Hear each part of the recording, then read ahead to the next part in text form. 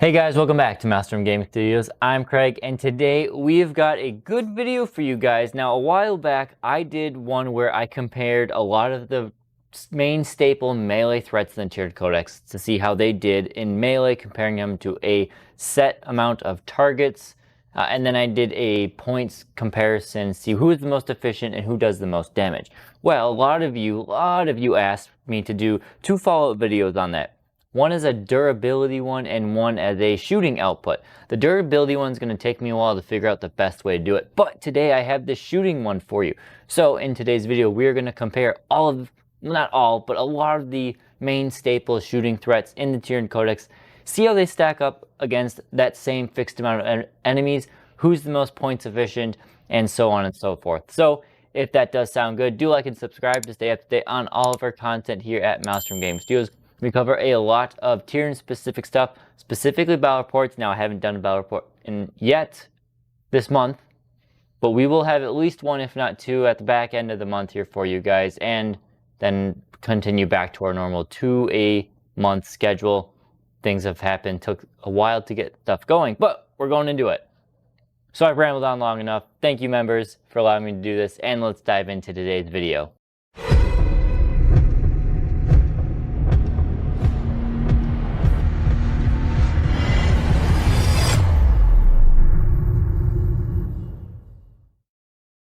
So 10th edition has shaken up to be a bit more of a shooty edition. Us Tyranids, a lot of us want to play melee focused. Melee's more fun. My opinion, I love melee over shooting, but 10th edition is a shooty based edition. Tyranids have a lot of options for shooting output, so we're going to look at a lot of those that people tend to bring in their lists. I won't go over every single unit and look at their shooting profile, because some of them are just meh. We're going to look at some main staples here. We'll look at some infantry, some monsters, and like I said, we'll do some comparisons at the end with it. So, what are the threats we're looking at today? So for the infantry, we've got a group of 20 termagants with spine fists. I think that's the most competitive loadout for them. Yes, you probably want to stick a flamer or two in there, but to make things easy, I just did 20 spine fists. We did a group of 6 warriors with a prime. Most people, my preferred ideal loadout, if you are taking 6 warriors for damage output, is running 2 death spitters, 2 venom cannons, and 2 barb stranglers. You can do it this edition. You could technically do it last edition, but maybe most of you don't have 2 venom cannons and 2 barb stranglers. That's how I would run them still, so we're going to look at that. We've got 6 hive guard with the shock cannons. Yes, there are impaler cannons, and I probably need to go into a different video as to why I don't like the impaler cannons, but there's a number of reasons why I think the shot cannons are just the preferred weapon these days with the hive guard. So we're going to just run them with shot cannons for now. 5 barb guns, a very simple, cheap include, but still potentially a pretty good one. 3 pyrovores, one of my favorite infantry units to shoot with, and then a block of 6 zone tropes. For the monsters, also a large number of threats, not as many as it was in melee. Melee had a large amount of threats.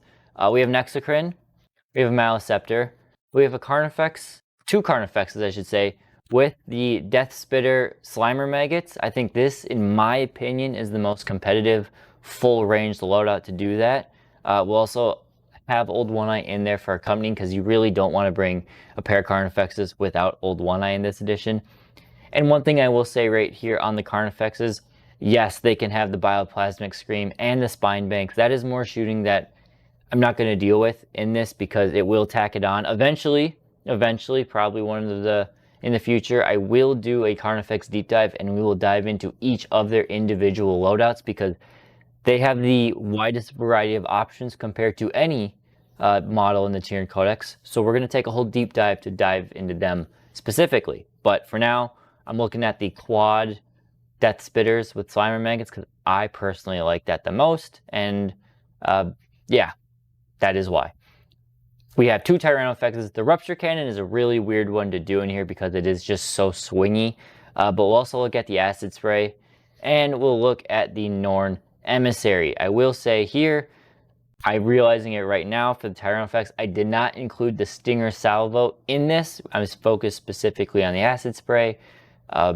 I totally forgot it had it, and maybe it adds an extra wound or two, but it's really minute differences in the grand scheme of things. So let's look at the infantry and how they do. Now again, if you haven't seen our videos, this is our standard slate of opponents. We have guardsmen, or representing the T3 4-up save 1 wound unit. We have intercessors, which are T4 3-up save 2 wound units. Terminators, Gravis Marines, Rhino, Land Raiders, and Catan. For the guardsmen, I assumed a 10-man squad, so blast to take an effect there. For the intercessors, I assumed a 5-man squad, and terminators, so 5-man squad there. And for everything else, no blast came into effect, as well as I did not account for heavy, because I want to take these as the worst case scenarios rather than the best case scenarios, because you can always buff, and I'd rather not show debuff to it. So you can see Termagants don't do much, and that's to be expected. That's not their real role. Their real role when you're running them is to do your secondaries, your actions, gum up the midboard, and then maybe do some chip damage here and there. The Warriors, this one was the biggest disappointment to me. They do just suck at ranged output. I mean, yes, whoop-de-doo, they kill 9 guardsmen, they kill some intercessors, they kill Terminator, almost 2, and do basically nothing to the rest of the targets. Hive Guard, again, they're okay. Going into cheaper infantry is really not where you want them, because they do have low AP, high damage. They don't do much to Hive Guard. They kill some intercessors, but they're not great at it. Again, they can kill some Terminators, which is good. But, and then you go into the vehicles where they really do shine. 9 wounds on a Rhino, which still doesn't fully kill one, which is annoying. 6 wounds on the Land Raider, which not fantastic. And 4 wounds on a Catan, which is surprisingly good for the Tyranid Codex. Barbgaunts, they don't do much either. 5 Barbgaunts, they're cheap though. They're 60 points, and you do have to take into account their ability of slowing and stuff. They kill 5 guardsmen. Whoop-de-doo, they kill an intercessor and a half, and they really don't do anything again. So much more meh shooting. Now some of our better shooting, the Pyrovores, they wipe out 10 of them. Those D6+1 twin-linked flamers do great work. So they kill a good chunk of the guardsmen, good chunk of intercessors, some Terminators, some Gravis, and because of the twin link, they do have the ability to chip some damage onto the higher toughness things. That Catan is actually pretty juicy, though 1 wound per Pyrovore is not fantastic, but that's a Catan for you. And then, obviously you guys know the real shining star of the infantry shooting units are the Zoanthropes. They do have dual profiles, so for this, I did go their blast variants for the first 3, and then I did both for Gravis, and then their lance variants for the last 2. They slay guardsmen pretty easy. They kill the intercessors pretty easy. Now again, with these blast variants, when you get to the Terminators, you could spike high, you could spike low. I assume, you know, on average, you do 2 damage, but you could get a couple 3s in a row, you could get a couple 1s in a row. That will greatly change how the damage comes to play. With the Gravis, if you do the blast profile, you only kill 1 plus 2 wounds on another. If you go with the Lance, though, you do get 3 of them out there. So the Lance does help out a lot. The Rhino, you do a good 13 wounds to it. The Land Raider, you do 9 wounds to it. And the Catan, no matter what profile you do, you get 2 wounds out there. Just so much damage mitigation. It's pretty hard for anything to hurt a Catan. So it is what it is. And then if we look at this in a more important light, so this is points per wound. So when the Warriors or something, when you kill an intercessor, that counts as 2 wounds, just to try and keep everything balanced. I'm not saying, you know, because they're doing individual wounds, I guess. Termagant's obviously horrible at it, and you want lower is better, because that means you're paying a lower amount of points per the wound you're doing. So if we look at some ones that really stand out as horrible, obviously the Hive Guard are not efficient at killing guardsmen, and they're horrible at killing the Land Raider and the Catan. They average 1 wound to both of them for the whole dang squad. Going into some of our more efficient ones, the Barbgaunts, they do well. Because they are cheap, they don't kill a ton. You're not paying a high points per wound to deal with them, so the Barbgaunts are great in guardsmen, and the intercessors. Everything else, they peter out pretty quick. Pyrovores, another fantastic option. Great points per wound on a lot of these things. They are cheap and they can do a lot of damage. Really across the board, they do really well. But still, even at the high cost of 6 zoanthropes, they are still almost the most efficient thing across the board. They only lose out to the pyrovores in some of the scenarios. So very different, but just to get a basic understanding of how the shooting is, there you go. That's the infantry. Now we'll go into the monsters, everyone's probably preferred favorite. So like I said, we're looking at the Exocrine, Maleceptor, the Fexes with Death Spitters, the Rupture Cannon Tyrannofex, the Acid Spray Tyrannofex, and the Norn Emissary. Again, same rules apply for who gets blast, no one gets heavy, so on and so forth, and we'll look at it. The Exocrine, straight off the bat, most people know is an inefficient one, and the math really backs it up that it kills and does damage to pretty much everything it touches. Barring the Catan and the Terminators, and that's really the only reason they don't do so well, is that 4-up Bindbone save that they both have will struggle to do enough damage to it. So still, it's something. The Maleceptor, similar profile to the Exocrine, but it gets 2 extra strength for 1 less AP. That extra strength does allow it to do a little bit better at killing Terminators, as it will be wounding them on 2s instead of 3s.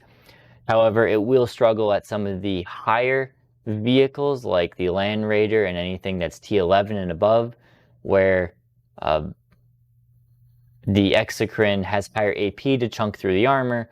The strength doesn't really matter at that case. The Death Spitters, again, so this is, I like the Death Spitters.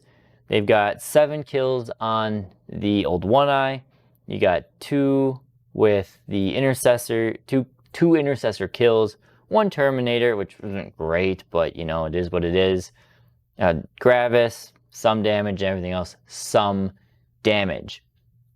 And then remember, I'm not including Spine Banks, I'm not including Bioplasmic Scream, or the Bioplasma, I think it's just called Bioplasma.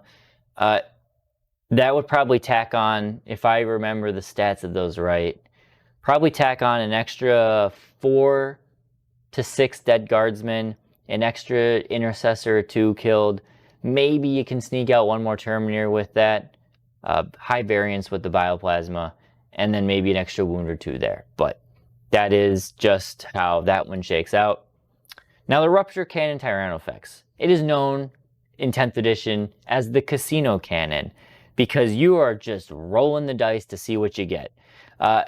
And this stat block for the Rupture Cannon is different than the rest of them. So on average, a Rupture Cannon kills 1 guardsman, and there is a 0.16 or a 1 in 6 chance that you kill 2 of them. Between the hitting, the wounding, there's just a chance you kill 2, but there's a chance you don't, because you miss.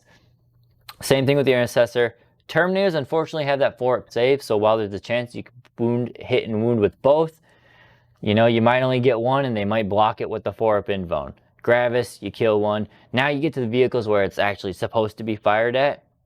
On average, you hit and wound with 1, you do 7 wounds on 2 dice. Yes, you could roll hot and you could pop the Rhino in 1 shot. You could roll poorly and you do nothing. So it's tough to say. Then you go to the Land Raider, and it's only a 66, a 2/3 chance that you do 1 shot through and you get that average roll of 7. Again, you could do more, you could do less. The way the Rupture Cannon plays, and the Catan is an abysmal 2 wounds, because if you get 1 through and he has the damage, so 7 goes down to 4, feel no pain, yeah, it doesn't really get the full damage in there. So I personally don't like the Rupture Cannon. Spoilers, I have acquired some extra Tyrannofexes, so we can start playing around with many Rupture Cannons and have some fun there. But yeah, they're very swingy, so be wary when you play with them. And again, these numbers get slightly bumped with heavy. Same with the Exocrine. With heavy, they'll get slightly bumped because you'll hit better, but there's so many different things you can calculate there. And my favorite for the Tyranid effects is the acid spray. It butchers guardsmen, it butchers intercessors, does okay into Terminators and Gravis Marines. It can do some chip damage to vehicles, but being only strength 6, it does struggle. It has got AP 2/2 damage, so it's good, but it is unfortunately a flamer with ignore cover. So take into the fact that if your opponent is getting cover, it's not going to be as effective. It's just an unfortunate thing. I really wish that thing had ignore cover. I don't get why it doesn't. It doesn't make sense. I mean, it kind of. Acid doesn't really ignore cover, but it could. It's the 41st millennium. It could. So then finally, another one just to put salt in the wound of all of us Norn Emissary fans. The blast profile is good against Guardsmen, no doubt there. But then it begins to just peter out and do nothing really. The one plus side it has is into the Catan. Because it is melted too, there's a chance, because the way fighting Catan work is you have the damage, then you add. So you could theoretically hit a Catan with both your meltas in melta range. Say they both hit and wound, he ignores the invuln. Maximum potential is you roll 2 6s or 2 5s. Two 5s or 6s. That damage gets dropped down to 3. You add 2 to each of those, so that's 10 damage. Feel no pain, shrug off. 3, 4 of them. So at best case-ish scenario, you do 6 damage with the Norn. It's really just not fantastic. Again, the Norn, her stats are in the bulk, which it's only so bulky. Looking at this from a points per wound perspective, remember lower is better, and you can clearly see that the Exocrine is just an efficient shooting beast, and it should be. It's only pointed for doing damage in the shooting phase, whereas the Maleceptor is not too far behind it, but you also have to remember that the Maleceptor is pointing in great durability. It's got an extra toughness and a 4-up invuln save, and it's a Synap creature. And it's got some other, well, they both have abilities, so you got to take into account that those things, why the Maleceptor is more expensive, so in raw damage, it'll be less efficient.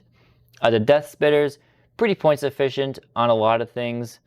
Rupture Cannon, I just not even gonna count points efficiency. You're paying 190 points, rolling the dice every turn with it. It's wonky.